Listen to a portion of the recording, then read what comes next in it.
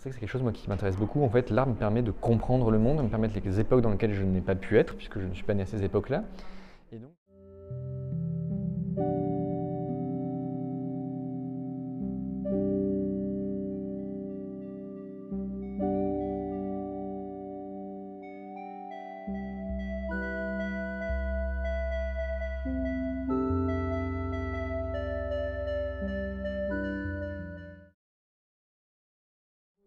Alors, on a relancé notre Instagram. La question des réseaux sociaux était une question centrale, je dirais, entre nous deux depuis le début. On y était tous les deux. C'est ce qu'on s'est rendu compte, c'est que pendant très longtemps, on a un petit peu refusé tout ça. On trouve que c'était un peu... C'est un piège, on avait toujours un petit peu peur de ce piège. Et puis... Un piège. Disons que les réseaux sociaux, moi j'ai toujours cette chose où on est très nombreux tout seul. Et on attend que le like, on attend que le nouveau follower. On est dans une course en fait à un... Et c'est pas très sain en fait d'attendre. Ça titille des zones du cerveau qui en fait sont tout le temps activées. Et c'est vrai que même nous, j'ai un peu honte de le dire, quand on publie une image, on attend de voir combien de likes elle a pu avoir, on attend de voir quelle va être la réaction. Et c'est un petit peu un tribunal de voir en fait si cette image a plus de 50 likes, est-ce qu'elle est acceptée ou non. Mais ça nous a permis effectivement de pouvoir tester des choses, de voir en fait plus ou moins à quoi les gens sont réceptifs, effectivement à quoi le spectateur va être réceptif. Ça ne va pas du tout changer en fait nos convictions sur les images qu'on va proposer. Et souvent on est surpris, on s'attend à ce que des images n'aient pas beaucoup de vues ou ne soient pas trop appréciées et le sont énormément. Et inversement, des images pour lesquelles on était persuadé qu'elles étaient évidentes, simples et qu'elles fonctionneraient, ne plaisent pas autant qu'on l'espérait. Enfin, en tout cas, là, on est en fin de résidence, du coup on finira notre résidence au centre photographique en janvier, fin janvier. Du coup on a encore plusieurs séries. Là on a proposé vraiment qu'un échantillon de ce qu'on a préparé là-bas, mais on a fait pour le moment une dizaine de séries. Du coup il faut qu'il y en a qu'on va retravailler. Toujours l'Ardèche.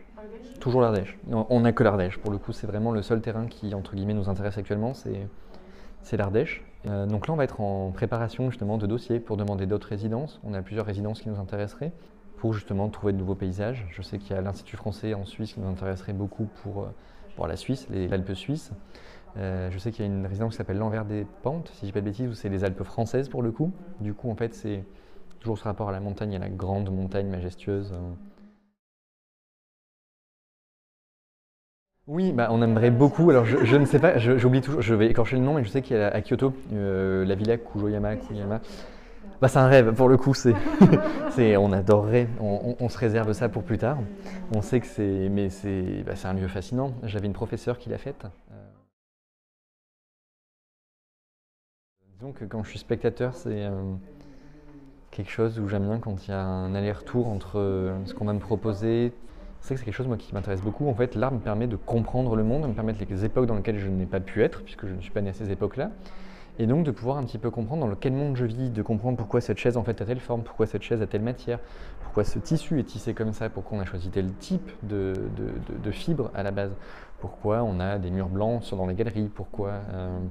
Et c'est toutes ces petites questions en fait, dans lesquelles on se pose pas la question, on vit. Enfin, quand on vit, on prend le bus, la machine existe déjà, on va pas se demander comment fonctionne le bus. On ouvre une porte, la porte elle marche. On se dit pas tout ça. Et c'est vrai que ce qui m'intéresse dans l'art, c'est de comprendre, bah oui, que la poignée a été pensée par quelqu'un et qu'en fait, il y a une histoire derrière n'importe quel petit objet, n'importe quelle petite lumière. Et du coup, même le paysage en soi, ça n'existe pas. C'est une tradition de l'œil, mais ça, c'est la montagne. La montagne, elle existe. Le paysage, c'est notre regard que l'on porte sur ces montagnes. Et disons que ce qui m'intéresse, enfin en tout cas dans l'art en tant que spectateur, c'est de pouvoir saisir ces grilles de lecture qui m'aident un petit peu à comprendre le quotidien, parce que c'est vrai que j'ai souvent l'impression d'être un petit peu dépassé par tout ce qui m'entoure et de ne pas trop savoir, de ne pas trop comprendre en fait qu'est-ce qui se passe. Après en tant que créateur, je dirais c'est de rendre compte de ces clés de lecture, mais d'essayer du coup d'en donner une forme. Et à la différence du spectateur où on vit cette forme, où j'ai l'impression que c'est un peu plus intérieur, pour le coup le créateur il va essayer de rendre formellement les grilles qu'il a pu interpréter, digérer, et ce qu'il ressent, et à son tour il donne sa grille de lecture. Voilà, merci beaucoup. Merci beaucoup. Merci. Merci.